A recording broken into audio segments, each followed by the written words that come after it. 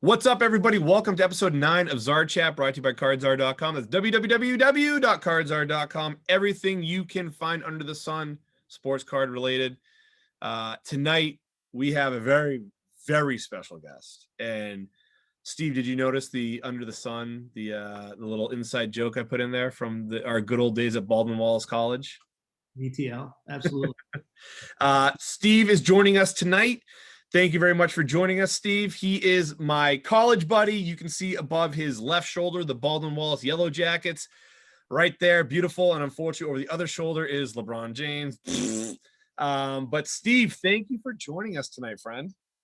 Thanks for having me. I'm excited to be here to talk about the journey of trying to get into this hobby. Yeah. So Steve wanted to has been asking me lots of questions about cards recently, which is great. I love it. Again, one of my good friends, I've known him since 2003, so it's been almost 20 years now, which is crazy. Much like SP the Titan, a lot of inside jokes from college.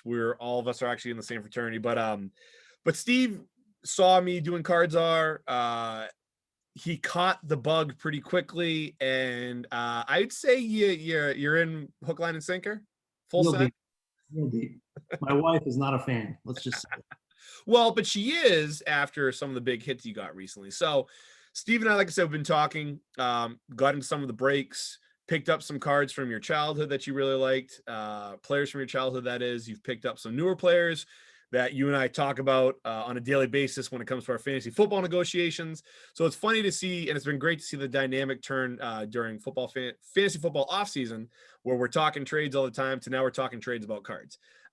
So tonight, we want to talk to Steve about, he had some questions for a seasoned collector like myself. And, I guess, Steve, fire away. What do you got? Actually, you know what? First off, talk about your history with collecting and how you got back into the hobby. Yeah, so first of all, this all started with a discussion around you telling me that the stock market was stupid. So that's kind of how it started. I started reading some of the things you were sending me, and I said, you know what, this makes sense to try to do some investing in here. Not to mention the fact that I felt like I needed a hobby, and when I was a kid, I was a big card guy as a kid. So I wanted to get into it. I wanted to dip my toe in the water, but I found that the market is much different than when I was a kid and used to go to the card store and buy packs or whatever. So I started, first thing I did was I had my parents send me down all my stuff from childhood, which was probably like most people, a giant box of thousands of cards, 95% of which are not really worth anything, but it's a good stroll down memory lane. And then 5% or so were actually like, hey, these are kind of good cards if you can make sure they're in good condition. And just that exercise of doing that got me right back into it where I was when I was a kid, collecting Frank Thomas, Drew Bledsoe, all those guys. So and the 90s NBA. So that's kind of what got me in. Then I started joining your breaks and trying to build my collection a little bit. And that's kind of what brought me to some of my questions that we have for tonight, which is what's the best way to build an inventory? Because I kind of tried a bunch of different ways, which we can talk about, and they all have pros and cons, but it's kind of a challenge. And also it kind of seems like somebody coming into the hobby right now might be priced out of the market the way it is right now.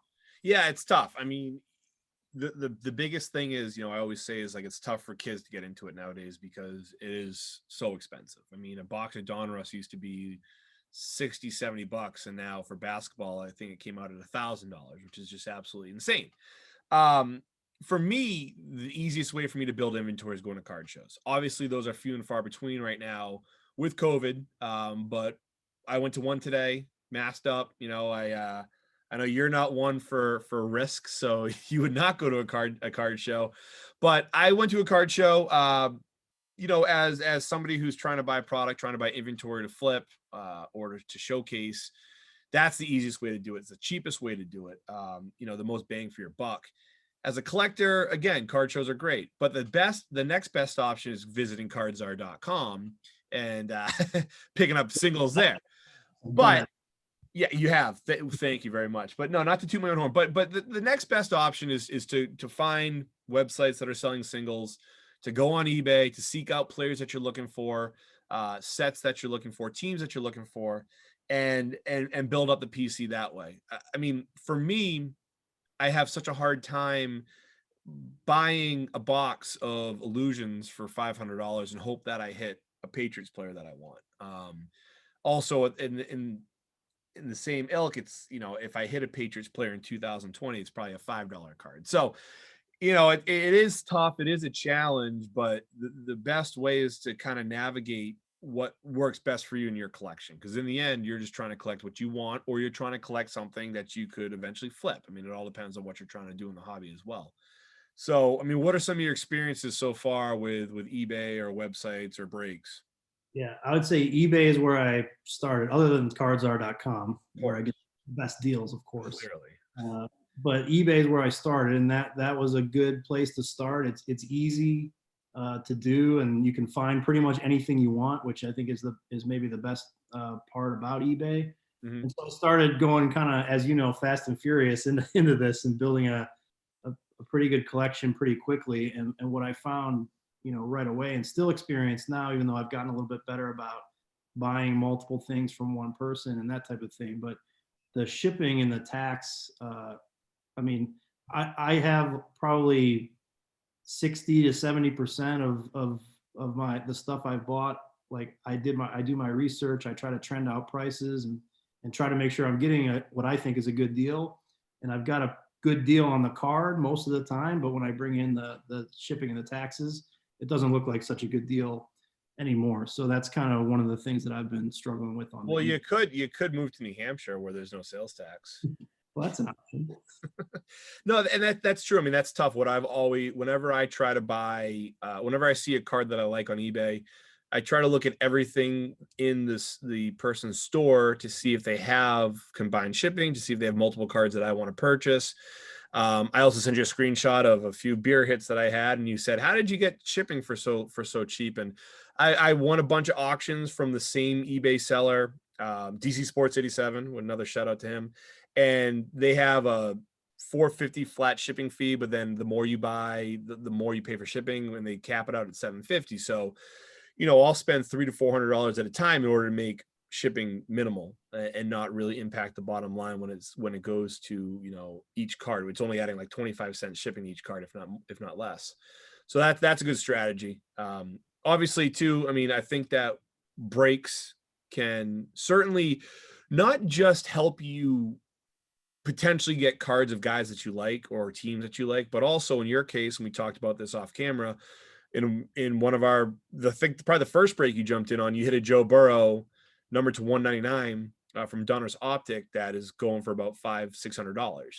So while you might not be a Joe Burrow fan, now you have the opportunity to get this card in. You know, you spent $90 on the break and you got 5-6 times return on investment there. So those are good opportunities as well, because now you have some fun money to play with in order, unless you want to keep the Burrow when he turns into the next, you know, great quarterback, hopefully. I feel like you snuck that Burrow in there for me just to get me hooked on the hobby. So I'll buy more from cardsr.com. But no, I don't do that. That is rude.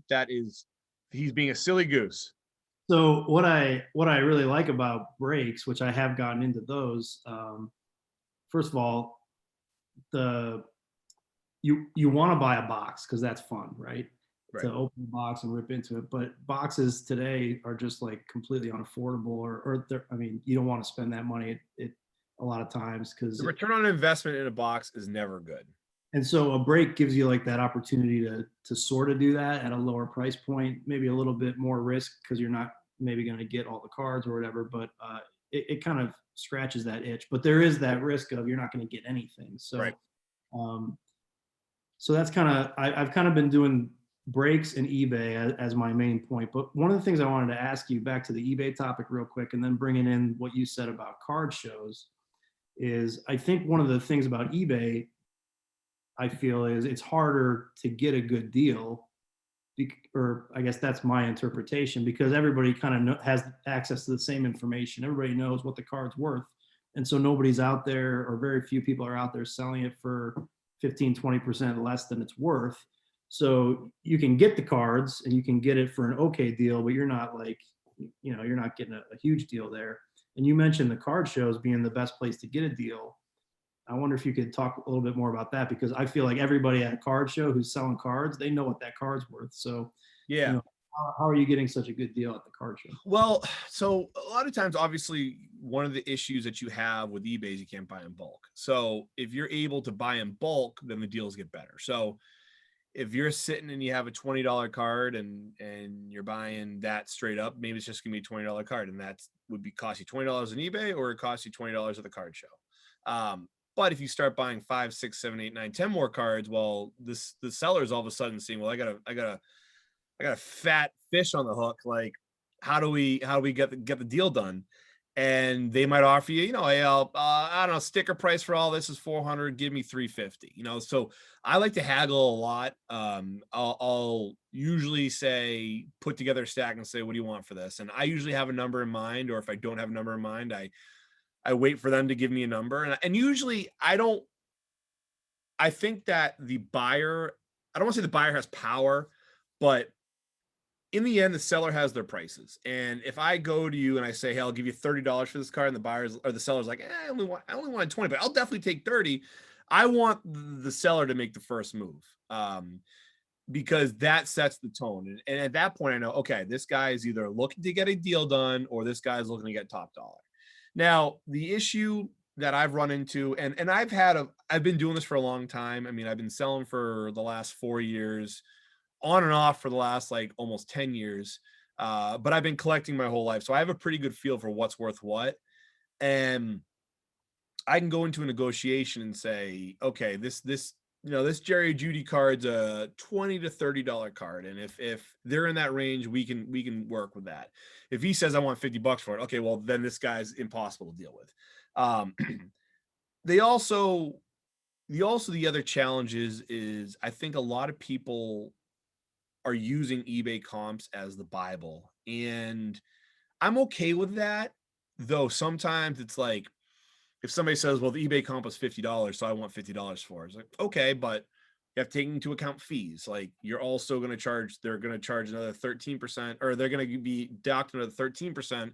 So really you're paying like $42 for that card. So there is some negotiation in that regards. I mean, usually you can get stuff a little bit cheaper than eBay prices, but eBay does set the standard for what's what. And then you go into grading, and obviously if a card's raw versus a card being a 10, that changes the price dramatically. So you have to keep that in mind too. So it's tough to buy graded cards and hope that you make a profit, unless you buy an absolute nobody or buy a rookie who hasn't broken out yet. What I've found to be the best strategy is buying raw and then getting it graded yourself using SGC, PSA, or Beckett. I prefer SGC, just because of the quick turnaround and lower price to get the cards graded. Right now they're charging $25 to get them in a month. So that's been the biggest strategy for me. Also, just trying to prospect rookies. And you know a lot about fantasy football, so you follow college, so you know all the guys who have potential to break out. Right now, I'm buying a bunch of Jordan Love. I'm buying a bunch of Jalen Hurts. I'm buying a lot of Jerry Jeudy and CeeDee Lamb, because both those guys had subpar rookie seasons. J.K. Dobbins is a great guy to try to pick up right now, because he's going to be the lead back in Baltimore. Speaking of Baltimore, Lamar Jackson's a good guy, because he's kind of had a down year after an MVP season. His cards have gone down pretty dramatically. So guys like that are the guys you can certainly buy now at card shows and hope to make a profit in the near future. What's amazing, something that I've found that's amazing on just the fantasy football impact on the hobby, I think I could actually pay less, sometimes a lot less, for like a Frank Thomas, who I collected Frank Thomas as a kid. He's a Hall of Fame baseball player, amazing player. I could get an autographed, numbered Frank Thomas card for half the price of, say, like a Jerry Jeudy card, or even like a Gabriel Davis card. I mean, that's just incredible. We've talked about that. Why is Gabe Davis so expensive? The bills are amazing. But you know what's interesting though, and I think you're going to see that change, and here's why. A lot of those younger guys, or a lot of those guys that were big when we were younger, Kobe, obviously, Allen Iverson and Tim Duncan are two prime examples where ever since this boom where guys like you are getting back into the hobby, That's driven up the demand for all these guys that we loved. Another perfect example, Shaq. I bought his 92-93 Topps rookie for 50 cents about 8 months ago. That card's selling for $50 now. Nothing's changed. Shaq is still the same guy. He hasn't been voted to the Hall of Fame. Nothing's changed except for a bunch of guys in their mid-30s who are like, Shaq was the man back in the day. His stuff is awesome. Gary Vaynerchuk mentions that he likes Shaq. His millions of followers flock to the internet, flock to eBay, flock to cardzar.com, and they pick up these cards as quick as they can. So I think it's interesting, and I think you're going to see a lot of the guys that we grew up watching are going to start to see a lot more value, and that includes Frank Thomas, Manny Ramirez, like Mariano Rivera, Jeter, all those guys. And with baseball season coming up, I think that more people in their mid-30s are going to get into the hobby that collected baseball before, and then they'll start ripping boxes of 2021 Topps and be like, oh, I remember this back in the day. Let me pick up some Frank Thomas rookies, and Griffey Jr., who's big, will get even bigger. I mean, all this stuff I think will continue to rise because you're right. He's one of the best players that we grew up with. I mean, Mark McGwire, Sammy Sosa, all those guys, Barry Bonds, all those guys. Yeah, and I'm guilty too, because here I am, like a huge Frank Thomas fan, and I'll hit the button for Jerry Jeudy before I hit that button for Frank Thomas. And right. Well, what have you done for me lately? I mean, you follow Dynasty Fantasy Football, and I mean, fantasy football and the NFL in general, and just free agency and moves is so incredibly it moves the needle so quickly. I'll never forget this. I picked up a Josh Allen, which is killing me to say, and we've talked about this, but I picked up his PSA 10 Prism Auto rookie for $100. I had it listed for, what was that? For sale? It was. I listed it for $299 or best offer. The day that Stephon Diggs signed with the Bills, I sold it for my asking price, like the day, like literally within minutes of the signing. And that card's like a $2,000 card now. So it's like, again, I got my money back, whatever, but like, it's crazy how reactive everybody is to simple signings. And I mean, it worked out, of course, obviously it was great, but and the same thing happened with Carson Wentz, when he got traded to Indianapolis. His stuff has gone up. Jalen Hurts then went up a little bit. It'll be interesting. Matt Stafford went up. I mean, Matt Stafford's top chrome rookie card at the show today was going for $70, which like literally it was a $5 card months ago. And now he's with the Rams, opportunity to win a Super Bowl, opportunity to put up huge numbers. Now all of a sudden he is his cards are going crazy. And we made a trade for Matthew Stafford, and he's gonna be leading my fantasy squad to the championship this year. Knock on wood. I bought that card for $40 a couple of weeks ago, or a few weeks ago. So I know it was selling for $70 today at the show. Great. That one up on the market. It's the upside though too, because like, I mean, I know what you're saying about like the 90s NBA guys and Frank Thomas and stuff. So there may be a little upside in their prices just from that, but it's not going to move. Like, his career is over, right? We know right. who he is. It's not going to. Whereas like these guys that they're rookies or whatever, you don't know. There could be huge upside. So that's the other thing. The one thing I wanted to say too on the eBay pricing, and maybe get your take, because I think this would be another benefit of the card show route versus eBay, which is I use those eBay price comps as well. I try to look at the history and trend it out or whatnot. But there's so many unknowns in there, like the condition of the card. Mm-hmm. Like, you don't know what condition that card was in unless you drill into every single one of those comps and try to see. So that's a factor. And then also like auctions versus somebody like just buying it now. Those play a role. So I see a lot of variability in the pricing too on eBay, and I'm trying to find like, okay, what's the max, the min, and what's the most common price. But it's kind of hard to gauge the price a lot of times, I think. Right, and everybody's trying to find that simple tool, and the fact is that it's not there because of the variability. I mean, because like I got a John Morant Prism rookie card for like $30 because the centering was way off. Whereas if the centering was nice because its potential is a grade higher, it's $100 card. So it is tough to just, everything is apples to oranges. There's no apples to apples comparison unless you get it graded. So that is why grading is important in the hobby, because it allows to set a barometer and say that this card is a 10, therefore it's worth this. Whereas if I say, I got I got this. I get a perfect example somewhere. Hold on a second. Where it's like I got this. Which John Morant is better, right? Like, I mean, if this one is slightly more off center than this one, then this one's gonna be more valuable because it has a higher potential to grade.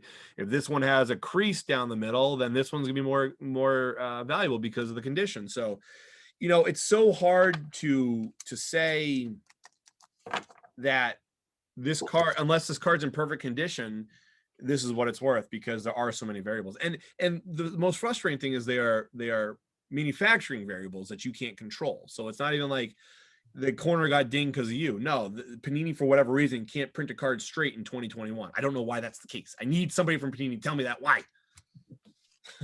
So that's an interesting topic too. So I don't know whether it's just because I'm new and maybe don't know this or the way it is, but buying stuff off of eBay, I don't feel like I can tell any of that stuff.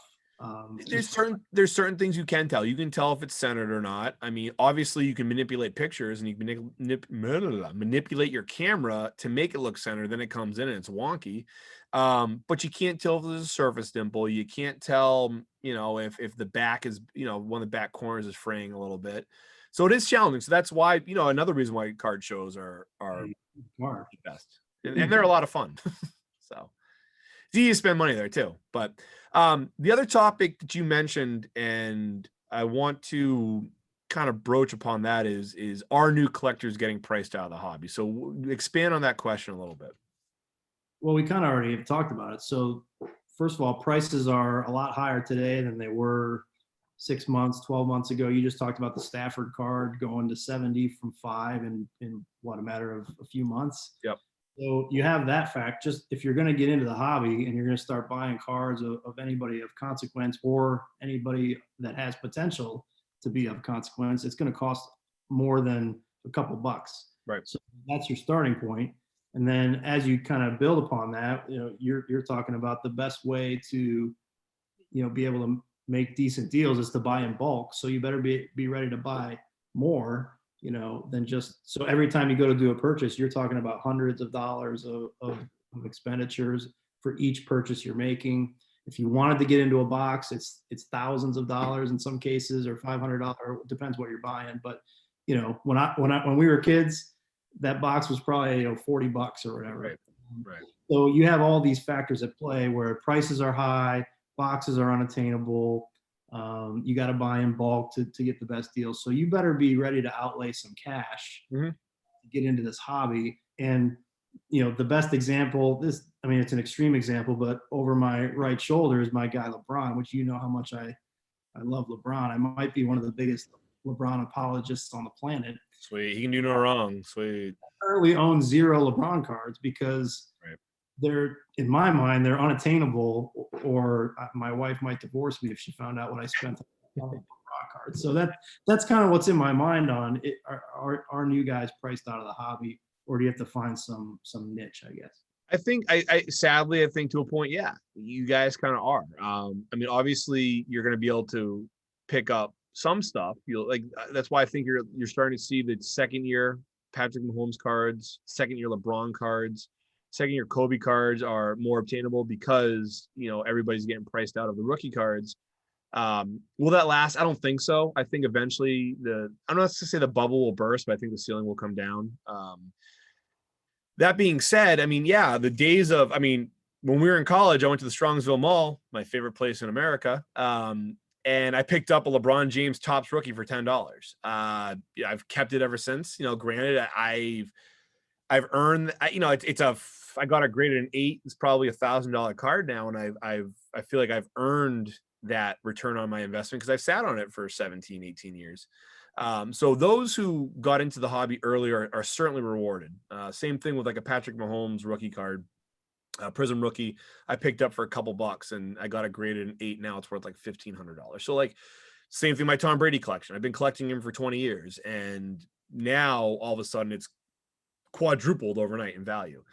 So yeah, there certainly is, it is challenging for the new collector to get into it. But what I would suggest with that is try to try to your point, to be niche, like try to just focus on one aspect of your collection. So because the prices of stuff have gone up significantly, the only stuff I pick up for myself now are Tom Brady cards. And obviously I'm not getting them as much as I used to, because a card that I bought for $50 today would have cost me $10 years ago.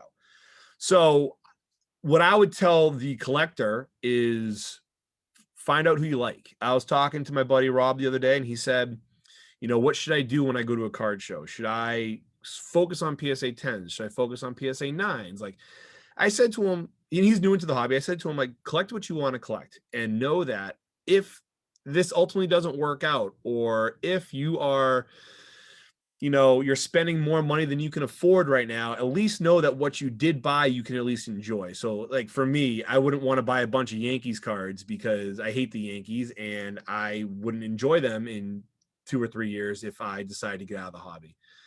So I would continue to collect players that you like. And if you get lucky, if you get lucky, then that'll help fund your collection. Or you got a bunch of stuff to give to your son someday, or stuff that will be worthless in 20 years. Who knows? I mean, the future is very uncertain with this hobby because it's changed so much the past few years. Yeah, that's kind of the approach I've gone with is, okay, basically 2 parts.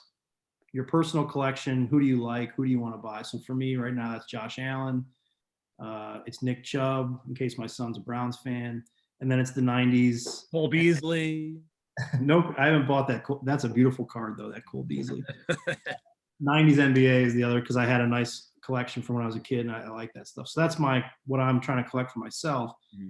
And then over here, I'm trying to do like the dynasty football approach of finding the guys with potential, buying now. Hopefully they appreciate, and maybe I get some positive return, which funds my PC. That's kind of the approach that I'm trying to take. But even that approach, it takes an upfront capital outlay, because you're not going to realize that benefit over here for a year or so. So you still have to have cash up front to do that. But for most investments, that's the case. Yeah, right? I mean, for most investments, for most hobbies, that's the case.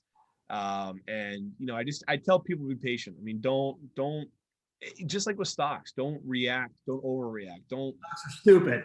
You know, I mean, it's crypto's stupider than stocks, but no, I mean, I just don't get stocks. At least I know I can hold this. I can hold this Jerry Jeudy card. I can't hold a stock, okay? But I did buy a piece of a Triceratops skull, so go figure, right? But anyway, Steve, this has been fun. I appreciate you jumping on. I appreciate you chatting about some of the challenges you've had as a new collector. I look forward to continue to guide you, to advise you. I look forward to seeing your collection grow, and I look forward to helping your collection grow, both through our breaks, through your wonderful purchases, and the special gifts that we send you here at Cards Are, because I have some doozies ready for you. You have not seen them yet. They are going to be doozies that you're going to show off at the Instagram handle. Was it what is it again? My Tin Can Cards. Follow My Tin Can Cards on Instagram. It's a phenomenal account. There it is. What is on that tin? I have no idea. It's a very ugly picture. My parents gave me this when I was a kid to put my cards in. I still have it, and there you go. I love. Hey, that's all about the nostalgia. So that is the theme that Steve has over on Instagram. You can find us on Instagram at Cards Are. Please visit our website www.cardsare.com. Check out all the breaks we have going on. Check out all the singles. Check out all the content just like this, both written and video. Of course, obviously, you're watching us on YouTube. Subscribe, like, tell all your friends. Comment what you like below. Tell Steve better advice than I could give, though I think my advice is phenomenal. Tell Steve what he can do to help build up his collection, cheapest, fastest way possible. Or if you want to try to screw him over with a few Josh Allen cards, shoot him a message. Test me. So thank you very much, Steve, for joining us. I'm sure this will be the first of many appearances here on Czar Chat. And for everybody else watching us, until next time, keep on collecting.